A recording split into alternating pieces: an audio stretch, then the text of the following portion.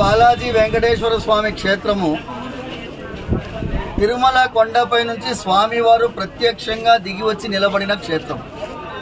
ఇక్కడ ప్రాధాన్యత వెంకటేశ్వర స్వామికి. తిరుమలలో ఏ నియమాలు వర్తిస్తాయో ప్రభుత్వ పరంగా చిలుకూరులో కూడా ఆ నియమాలు వర్తించాలి. తిరుమల కొండపైన ఒక జీవో ఇష్యూ చేశారు అప్పటి ప్రభుత్వం, ఉమ్మడి ఆంధ్రప్రదేశ్ ప్రభుత్వం. దాని పేరు దివ్యక్షేత్రం జీవో. అంటే ఈ 2 కిలోమీటర్ రేడియస్ లో కొత్తగా ఏ మత సంస్థ నిర్మాణం జరగడానికి వీల్లేదు. ఆ జీవోని ఇక్కడ అమలు పరచాలని కలెక్టరేట్ ని కూడా నేను ప్రార్థిస్తున్నాను. పోలీస్ యంత్రాంగం సహకరిస్తున్నది. అక్కడ నిర్మాణానికి ఏ ప్రయత్నము జరగకూడదు.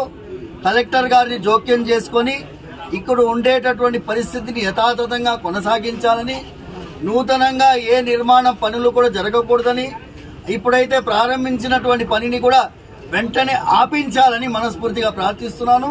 ఎందుకంటే దీనివల్ల లక్షలాది మంది, కోట్లాది మందికి ఆరాధ్యుడైనటువంటి వెంకటేశ్వర స్వామి క్షేత్రంలో మత ఘర్షణలు జరుగుతాయేమో అని భయంగా ఉన్నది.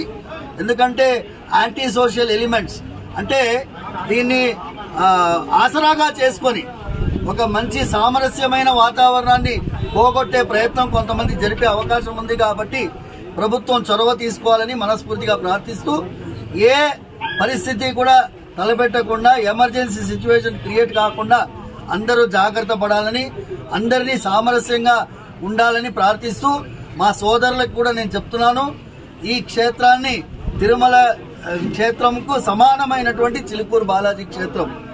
ఇక్కడ మేమందరం కూడా మత సామరస్యానికి ప్రతీకగా ఉండేటటువంటి ఈ క్షేత్రం, దీన్ని ఇలాగే కొనసాగించేటట్టుగా తోడ్పడాలని మా ముస్లిం సోదరులను కూడా మేము ప్రార్థిస్తున్నాం.